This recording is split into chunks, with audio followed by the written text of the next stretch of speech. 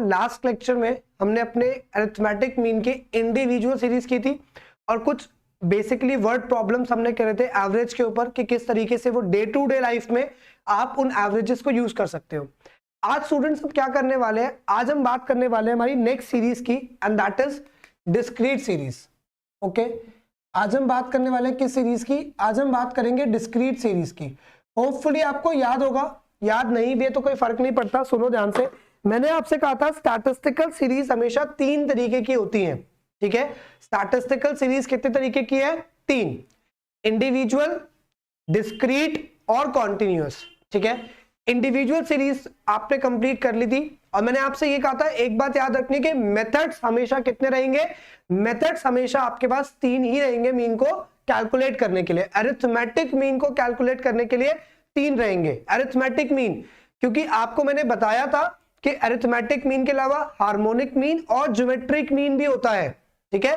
Besides that एक part और है वेटेड मीन का। तो हम अरिथमेटिक मीन की बात कर रहे हैं, अरिथमेटिक मीन की कैलकुलेशन कर रहे हैं और अरिथमेटिक मीन में जो मेथड्स हैं वो कितने हैं? तीन, ठीक है। अब हम बात करते हैं डिस्क्रीट सीरीज की। तो ठीक है, एक एग्जांपल लेते हैं क्वेश्चन का। मैंने आपसे क्या कहा था कि जो आपके पास डिस्क्रीट सीरीज है वो क्या करता है? वो एक तरीके से ग्रुपिंग करता है।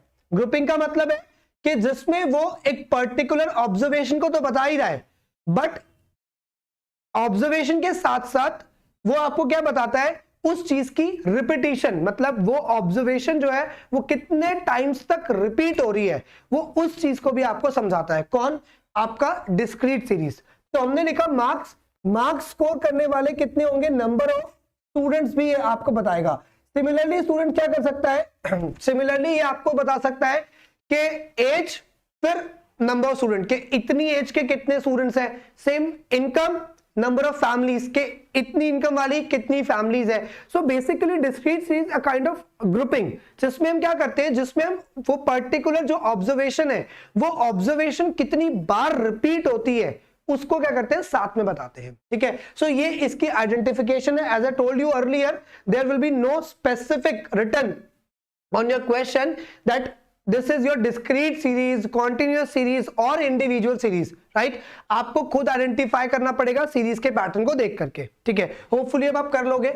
मान लो मार्क्स हम लेके चलते हैं 5, 10, 15, 20 एंड 25, ठीक है। और हमने माना कि 5 मार्क्स स्कोर करने वाले से फॉर एग्जांपल कितने बच्चे? एक बच्चे, ठीक है। और 10 मार्क्स स्कोर करने वाले कितने स्टूडेंट्स हैं? मान लो 3 स्टूडेंट्स हैं, ठीक है। 15 मार्क्स को स्कोर करने वाले कितने स्टूडेंट्स हैं? मान लो 4 स्टूडेंट्स हैं, ठीक है। 20 मार्क्स को स्कोर करने वाला 5 स्टूडेंट्स हैं और 25 मार्क्स को स्कोर करने वाले से फॉर एग्जांपल आपके पास कितने स्टूडेंट्स हैं? 2 स्टूडेंट्स हैं, ठीक है। सो ये हो गया जिन्होंने मार्क्स स्कोर किया और ये हो गया कितने कितनी उसकी रिपीटिशन है, कितने मार्क्स है और कितने बच्चों ने स्कोर किया। Student this marks is nothing but x, this marks is nothing but x। मैंने x वेरिएबल माना है, आप y वेरिएबल मान लेना, कोई फर्क नहीं पड़ता, ठीक है। तो ये तो क्वेश्चन हो गया। अब बात करते हैं फॉर्मूला की। कितने मेथड्स? 3 मेथड्स। कौन कौन से? Direct method, shortcut method, step deviation method. तो वन बाय वन तीनों मेथड्स की कैलकुलेशन करते हैं। पहले बात करते हैं कि डायरेक्ट मेथड जो है उससे हम अपने मीन को कैसे कैलकुलेट कर सकते हैं। डायरेक्ट मेथड से मीन को कैसे कैलकुलेट कर सकते हैं? सबसे फर्स्ट क्या करेंगे? Will write the formula. Formula is x bar equals to में समेशन f x, ठीक है। And then this is divided by summation f equals to में n। अब स्टूडेंट ये पहले आप समझो summation f equal to n क्या है। देखो n का मतलब मैंने आपको प्रीवियस सीरीज में क्लियर किया था कि n जब स्टैट्स में आप यूज करते हो तो n का मतलब होता है नंबर ऑफ ऑब्जर्वेशंस। n का मतलब क्या है? n रिप्रेजेंट करता है नंबर ऑफ ऑब्जर्वेशन को। यही क्लियर किया था मैंने आपको। स्टूडेंट्स मैंने एक बात आपको और कही थी कि देखो इंडिविजुअल सीरीज में क्या था? इंडिविजुअल सीरीज में मेरे पास नंबर ऑफ स्टूडेंट्स नहीं था, तो मैंने क्या किया था? 1 2 3 4 5 सीधा टर्म्स काउंट कर ली। अगर स्टूडेंट्स मैं सेम प्रैक्टिस को यहां पे भी फॉलो करूं कि 1 2 3 4 5 और मैं n को 5 मान लूं, तो आप खुद सोच के देखो, वोंट दैट बी पार्शियल? ये पार्शियल नहीं होगा। क्यों? क्योंकि 5 आप एक बार काउंट कर रहे हो, समझ में आता है, लेकिन 10 जो है वो कितनी बार रिपीट हो रहा है? 3 बार ना। तो इसका मतलब है 10 को आपको काउंट करना चाहिए तो कितनी बार करना चाहिए? 3 बार, तो 10 3 टाइम्स काउंट होना चाहिए, 15 4 टाइम्स काउंट होना चाहिए। इसलिए स्टूडेंट्स जब आप डिस्क्रीट सीरीज की प्रैक्टिस कर रहे हो या कॉन्टिन्यूस सीरीज की जिसमें फ्रीक्वेंसी है, जिस सीरीज में फ्रीक्वेंसी है, और फ्रीक्वेंसी 2 सीरीज में होता है, कॉन्टिन्यूस में और डिस्क्रीट में, तो उस केस में अगर आप अपनी ऑब्जर्वेशन को काउंट कर लोगे तो ये एक पार्शियल हो जाएगा, क्योंकि जो जितनी बार रिपीट हो रहा है आप उसे काउंट ही नहीं कर रहे। इसका मतलब है 10 को अगर आप एक बार काउंट करते हो तो मतलब वो बाकी 2 स्टूडेंट्स जिन्होंने 10 मार्क्स स्कोर किए आप उन्हें कोई इंपॉर्टेंस ही नहीं दे रहे, तो इसका मतलब है आपको सबको काउंट करना है ना। तो इसीलिए मैंने यहाँ पे जस्ट फॉर योर रेफरेंस लिख दिया कि डिस्क्रीट सीरीज में n का मतलब सिग्मा f होता है। आप जनरली जब फॉर्मूला देखोगे तो n लिखा हुआ मिलेगा आपको, ठीक है। मैंने क्लियर कर दिया यहाँ पे सिग्मा f का मतलब क्या है, क्योंकि कई बार स्टूडेंट्स कंफ्यूज हो जाते हैं, वो सिर्फ n इसको काउंट करते हैं। जहां फ्रीक्वेंसी आ जाएगी वहां आंख बंद करके सिग्मा f करना है, जहां फ्रीक्वेंसी आ जाएगी वहां पे n का मतलब हमेशा क्या होगा, सिग्मा f। चलो अब फॉर्मूला अप्लाई करते हैं। और स्टूडेंट एक बात और, स्टैटिस्टिक्स को पढ़ते वक्त स्पेसिफिकली एक चीज को आपको बिल्कुल नहीं भूलना है, एंड विच इज बॉड मास, ठीक है। आई एम श्योर आपने ये पढ़ा ही था, बॉड मास, इसको आपने नहीं भूलना, क्योंकि पूरी स्टैटिस्टिक्स जो है इसी की एप्लीकेबिलिटी पे डिपेंड है। मींस ब्रैकेट पहले सॉल्व होगा, ऑफ पहले, डिवाइड मल्टीप्लाई, मतलब यहाँ पे डिवीजन का काम पहले होगा, मल्टीप्लिकेशन का काम बाद में, फिर एडिशन का।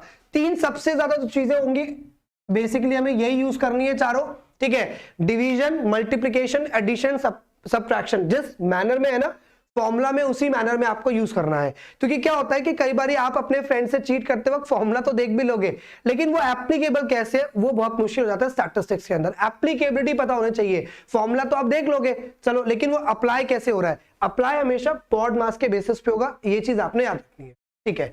तो अगर मैं बॉड मास के बेसिस पे करता हूं तो पहले डिवीजन, फिर मल्टीप्लिकेशन, फिर एडिशन, फिर सब्ट्रैक्शन, तो ठीक है वो तो बात की बात है। सब्ट्रैक्शन पहले न्यूमरेटर सॉल्व करते हैं।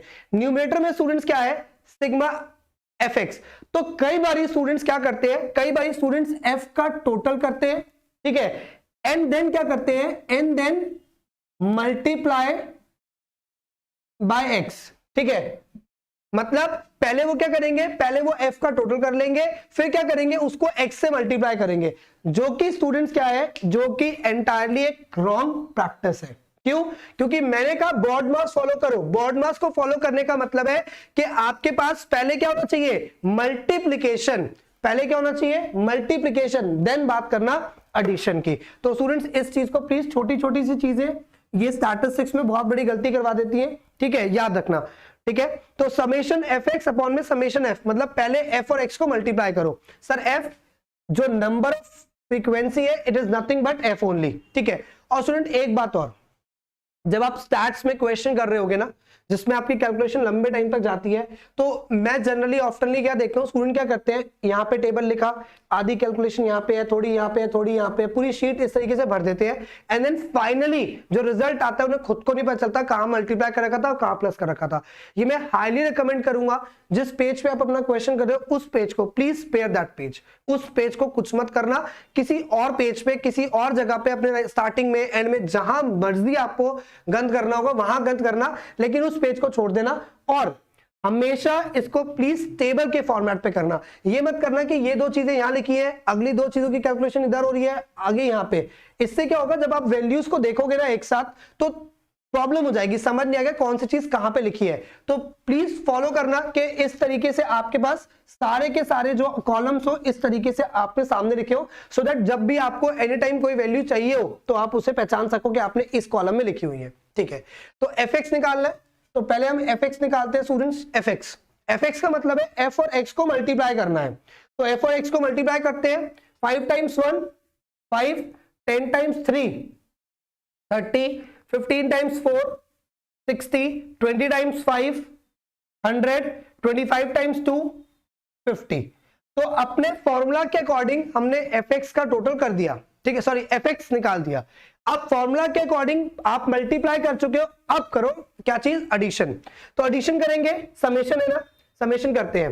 60 और 30 90, 90 और 100, 90 और 100 कितना हो जाएगा स्टूडेंट, 90 100 190, 190 प्लस में 50 कितना हो जाएगा आपके पास, 190 प्लस में 50 आपके पास हो जाएगा 230, 230 प्लस में 5 कितना हो जाएगा आपके पास, 235, राइट, ठीक है, सॉरी 190 प्लस 50 240, राइट, 240 प्लस में 5 245, समेशन एफ एक्स कितना आएगा 245, समेशन एफ एक्स कितना आ जाएगा 245, पुट कर देते हैं फॉर्मूला में, फॉर्मूला क्या है समेशन एफ एक्स अपॉन में समेशन एफ, तो पहले समेशन एफ भी निकाल ही देते हैं, समेशन एफ या फिर एन बोलो आप इसे, तो 13444 8, ठीक है, 8 और 5 आपके पास 13, 13 एंड 2 15, ठीक है, तो डिवाइड कर लेते हैं स्टूडेंट्स, कितना आ जाएगा हमारे पास, this will be 245 divided by 15, solve करेंगे किसको, सॉल्व करेंगे 245 डिवाइड बाय 15, चेक करते हैं 245 डिवाइड बाय 15 कितना आएगा, 245 divide by 15, so that will be 16.33, कितना आ जाएगा 16.33, ठीक है, तो मतलब डायरेक्ट मेथड के थ्रू जो पहला आंसर है हमारा वो कितना आ गया, वो आंसर आ गया 16.33, ठीक है, इसके बाद क्या करते हैं, नेक्स्ट मेथड अप्लाई करते हैं, ओके, सो नेक्स्ट मेथड हमारे पास क्या था स्टूडेंट्स, नेक्स्ट मेथड था आपके पास शॉर्टकट मेथड,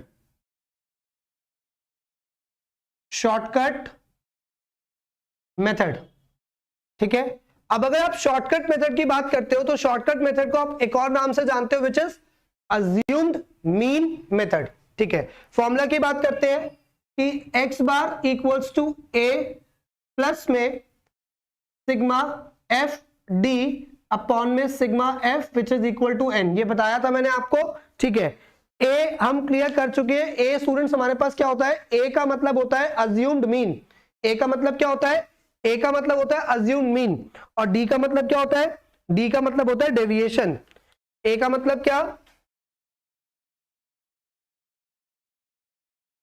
अज्यूम्ड मीन और d का मतलब क्या डेविएशन, और ये डेविएशन कैलकुलेट कैसे करते हैं, ये डेविएशन कैलकुलेट करते हैं आप x माइनस ए करके, राइट, ये डेविएशन को कैलकुलेट कैसे किया जाता है student, x minus A, now the question is that कि what would be the a, मैंने आपको क्लियर किया था अज्यूम मीन हमारी अजम्पशन है, तो जो हमारे पास x गिवन होता है उसमें से हम किसी को भी अज्यूम कर सकते हैं, जो हमारे पास x गिवन होता है उसमें से हम किसी को भी अज्यूम कर सकते हैं, आप 5 को अज्यूम करो, आप 25 को अज्यूम करो, आपकी मर्जी है, लेकिन उस दिन भी आपने देखा था इंडिविजुअल सीरीज, जब मैंने लेक्चर लिया था आपका, तो इंडिविजुअल सीरीज में मैंने आपको दिखाया था कि जब आप मिडल में से अज्यूम करते हो तो उससे आपकी कैलकुलेशंस थोड़ी सी शॉर्ट हो जाती हैं, ये आपके पास बेनिफिट होता है क्या करने का, ये आपके पास बेनिफिट रहता है मिडल में से अज्यूम करने का, तो सेम प्रैक्टिस को फॉलो करते हुए हमने अज्यूम मीन क्या कर लिया 15, ठीक है, सेम प्रैक्टिस को फॉलो करते हुए हमने अज्यूम मीन क्या मान लिया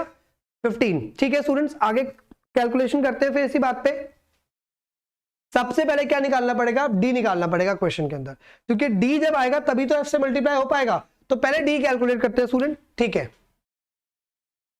D would be x minus में ए, ठीक है, तो एक्स माइनस में 5 माइनस में 15 माइनस 10, 10 माइनस में 15 माइनस 5, 15 माइनस में 15 0, 20 माइनस में 15 5, 25 माइनस में 15 10, तो क्वेश्चन में डी तो आ गया। अब स्टूडेंट यहाँ पे गलती मत करना, जैसा कि इंडिविजुअल सीरीज में हम तो डी को टोटल करते थे, क्यों, क्योंकि उसमें फ्रीक्वेंसी थी ही नहीं, जब फ्रीक्वेंसी नहीं थी तब आपने डी को टोटल किया, that is okay, but in this particular case आपके पास फॉर्मूला क्या है, that D must be multiply with the frequency, मतलब डी को उसकी कॉरेस्पॉन्डिंग फ्रीक्वेंसी से मल्टीप्लाई करने के बाद ही समेशन कर सकते हो, don't be in a rush students, आराम से एक एक चीज को पढ़ के आपने कैलकुलेशन करनी है, ये नहीं कि जो एक ही चीज प्रैक्टिस करिए उसी को फॉलो करना है, फॉर्मूला देखना है, जैसा फॉर्मूले की रिक्वायरमेंट है उसी के अकॉर्डिंग आप स्टैट्स में क्वेश्चंस को करते हैं,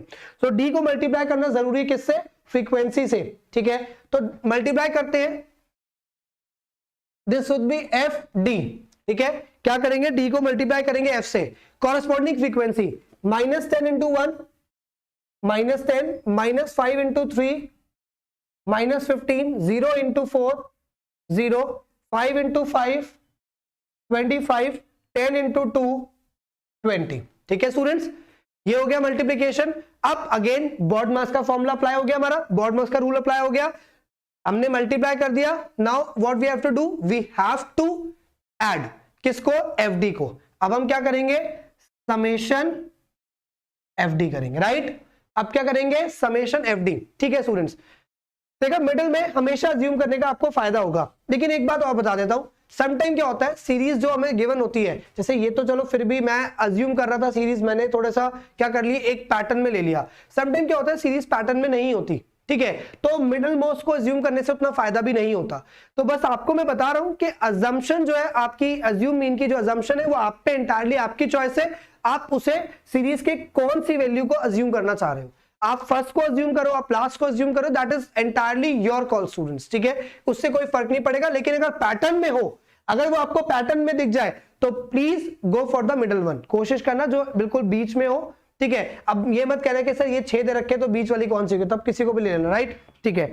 एफडी का टोटल हो गया, अब क्या करना है, टोटल करते हैं, सॉरी, -10 -15 -25, -25 प्लस 25 स्टूडेंट कैंसिल हो जाएगा, -25 प्लस 25 क्या हो जाएगा, कैंसिल हो जाएगा। रिमेनिंग क्या बचेगा, रिमेनिंग बचेगा 2, तो मतलब हमारे पास एफडी कितना आ गया, एफडी हमारे पास आ गया 20, ठीक है, बात क्लियर है। अब क्या करना है, फॉर्मूले में जो वैल्यूज निकाली थी उनको पोस्ट कर देते हैं, दैट्स इट। ए कितना माना था 15, तो ए की वैल्यू कितनी आ गई है, 15 आ गई है, प्लस में समेशन एफडी कितना आपके पास, समेशन एफडी आपके पास 20 आया है, ठीक है, divided by number of term कितनी है, दैट इज आल्सो 15, ये भी कितनी है आपके पास 15 है। तो स्टूडेंट सॉल्व करेंगे इसको 20 अपॉन में 15, ठीक है, 20 अपॉन में 15 मतलब 4/3, ठीक है, 4/3, 4 divided by 3, that would be 1.33 कितना आ जाएगा आपके पास, ये जब आप कट करेंगे तो दिस विल बी 1.33, देखो 16.33, 15 plus 1.33, 15 plus 1 16, 16.33, same, it is going same like your individual series. As I told you, method कोई सा भी हो, मेथड आप कोई सा भी अप्लाई करेंगे, लेकिन जो आपका आंसर आएगा फाइनल वो हमेशा क्या रहेगा, वो सेम रहेगा। So this is a shortcut method, and then we are moving ahead to step deviation method. Step deviation method, ठीक है। सबसे फर्स्ट काम जो होता है वो क्या होता है, पहले आप फॉर्मूला राइट करें। जब आप फॉर्मूला राइट करेंगे तो दिस विल बी x बार, देखो मैंने कहा था ना फॉर्मूला को याद करने की कोशिश मत करना, जो आपने प्रीवियसली पढ़ा था उसी को रिलेट करना। तो प्रीवियसली फॉर्मूला जो आपने स्टेप डेविएशन का पढ़ा था वो क्या था, a plus sigma d dash upon में n इंटू में i, same formula a plus sigma d dash upon में n, यहाँ पे सिग्मा f है इंटू में i, सब कुछ सेम है। लेकिन student as you have jumped from individual to discrete series, और in discrete series we have something extra which is called frequency. तो फ्रीक्वेंसी का रोल तो आना ही चाहिए ना, तो बस इतना सा फर्क है कि वहां पे d डैश इंडिविजुअल था, इंडिपेंडेंट था, जैसे यहाँ पे इंडिपेंडेंटली था, ठीक है, तो फ्रीक्वेंसी से मल्टीप्लाई किया, तो यहाँ पे भी d डैश को फ्रीक्वेंसी से मल्टीप्लाई करना है, बाकी ऑपरेशन क्या रहेगा, सेम। और d डैश निकालने का तरीका क्या था, d डैश निकालने का तरीका था जो भी आपके पास x माइनस a है उसको i से डिवाइड करना है, यही था। और i का मतलब मैंने आपको बताया था कि कुछ जगह पे आपको i क्या मिलेगा, c लिखा हुआ, कुछ जगह पे आपको i क्या मिलेगा, h लिखा हुआ। c मतलब क्लास इंटरवल हो जाएगा, ठीक है, h मतलब क्लास हाइट हो जाएगा, i का मतलब तो इंटरवल है, ठीक है। तो अगेन स्टूडेंट यहाँ पे भी एक चीज आपको केयरफुली ध्यान रखना है कि डिस्क्रीट सीरीज में भी आप स्टेप डेविएशन मेथड तभी यूज कर पाओगे जब आपके पास क्या दे रखा होगा, जब आपके पास इक्वल इंटरवल होगा। अगर मान लो यहाँ पे गैप रैंडम होते, ठीक है, यहाँ पे जो गैप है वो तो एक सीक्वेंस में आ गया, 5 का गैप चला गया, लेकिन अगर आपके क्वेश्चन में रैंडम गैप्स होंगे तो उस केस में आप डिस्क्रीट सीरीज में भी फॉर्मूला यूज नहीं कर पाओगे। क्लियर है बात, चलो ठीक है। अब अप्लाई करते हैं, डी डैश निकालते हैं, ए तो हम निकाल ही चुके हैं, क्वेश्चन में निकालना क्या है, डी डैश, तो पहले डी डैश निकालते हैं। तो डी डैश का फॉर्मूला क्या है, x minus A, x minus A is nothing but D, तो इसका मतलब ये क्या हो जाएगा, d डिवाइडेड बाय i, क्या हो जाएगा, d डिवाइडेड बाय i, ठीक है। d कितना है, ये रहा d आपके पास, और i कितना है 5, तो -10 divided by 5, -2 -5 divided by 5, -1 0 divide by 5 0, 5 divide by 5 1, 10 divide by 5 2। D dash हो गया। लेकिन स्टूडेंट अगेन डी डैश का टोटल करके कोई फायदा नहीं है, इंडिविजुअल सीरीज नहीं है, डिस्क्रीट सीरीज है।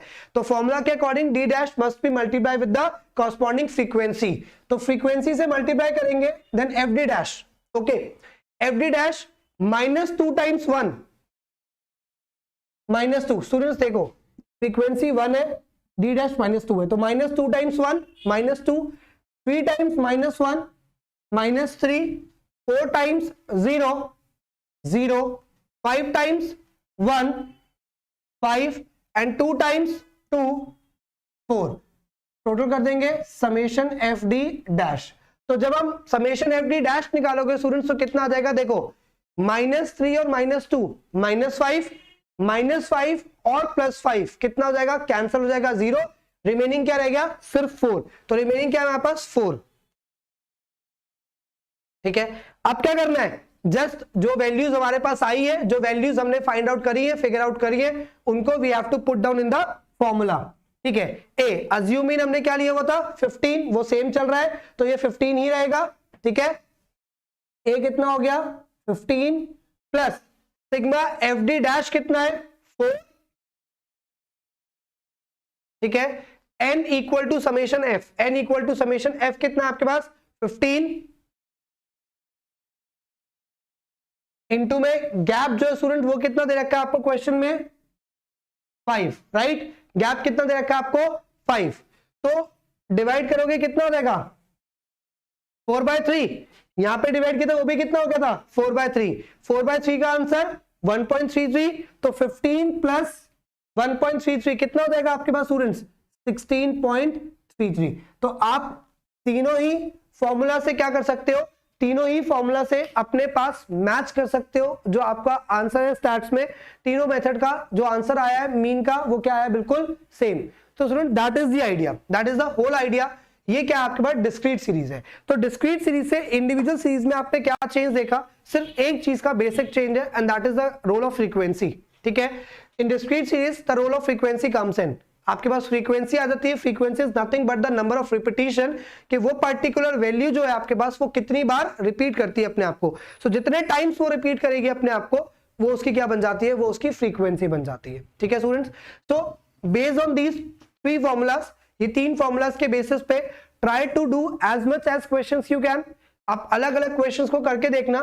मैं बता रहा हूं आपको थोड़ा सा go a little bit slowly. Reason क्या होता है कि जनरली कैलकुलेशन मिस्टेक्स हो जाती हैं और आंसर मिसमैच हो जाते हैं। ठीक है, तो कोशिश करना, देखो एक बात आपको सजेस्ट करूंगा, रीजन ये होता है कि स्टैटिस्टिक्स के पेपर में जब आप बैठे होगे अपने स्टैट्स का आंसर करने, तो जहां भी कैलकुलेशन वाला पार्ट आता है, ठीक है, वहां पे क्या होगा कि आपका आंसर कुछ और है, किसी और का आंसर कुछ और है, किसी और का आंसर कुछ और है। उस केस में जनरली हमें अपना ही आंसर गलत लग रहा होता है। इस चीज को थोड़ा सा अवॉइड करना, कोशिश इस बात की करना, मैक्सिमम इतनी प्रैक्टिस करना कि एक बार में आपका आंसर सही आने लग जाए। अगर स्टैटिस्टिक्स के आंसर आपके दूसरी या थर्ड टाइम, सेकंड या थर्ड या फोर्थ टाइम में ठीक हो रहे हैं, तो ये समझ लेना कि अभी आप परफेक्ट नहीं हुए हो। क्योंकि स्टूडेंट इन एग्जामिनेशन आपके पास सेकंड या थर्ड ओपिनियन नहीं आएगा, क्योंकि वहां पे आप टीचर से या बुक से या कहीं से भी आंसर कंफर्म नहीं कर सकते कि आपका आंसर सही है या नहीं है। हो सकता है आप अपने फ्रेंड से पूछो एंड व्हाट्स द गारंटी कि उसका आंसर भी ठीक ही होगा, मे भी हो सकता है नहीं सही हो, उसने कुछ और अज्यूम कर रखा हो, तो फिर तो पूरी की पूरी कहानी गलत हो गई। या तो अपनी पूरी कैलकुलेशन रिवाइंड करो, नहीं तो फिर उसका पूरा टेप के मारो, क्या पता आप ही का ठीक था। तो इससे स्टूडेंट इतनी तो प्रैक्टिस करनी है और इस स्पीड पे प्रैक्टिस करनी है कि कैलकुलेशन मिस्टेक ना हो, क्योंकि ये फ्री के आपको 4 या 3 मार्क्स देगा अपने आपके एग्जाम में। आराम से आपको 3-4 मार्क्स मिल जाएंगे इसके फ्री के। ठीक है, बट काइंडली इंश्योर कि आप प्रैक्टिस जो कर रहे हो स्लोली प्रैक्टिस करो, बहुत फास्ट मूव मत करो, क्योंकि फास्ट मूव करोगे तो दिक्कत आएगी। स्लोली प्रैक्टिस करनी है आपको इसके क्वेश्चंस की। ठीक है, एंड ट्राई कि एक बार में आंसर क्या आ जाए, बिल्कुल ठीक आ जाए।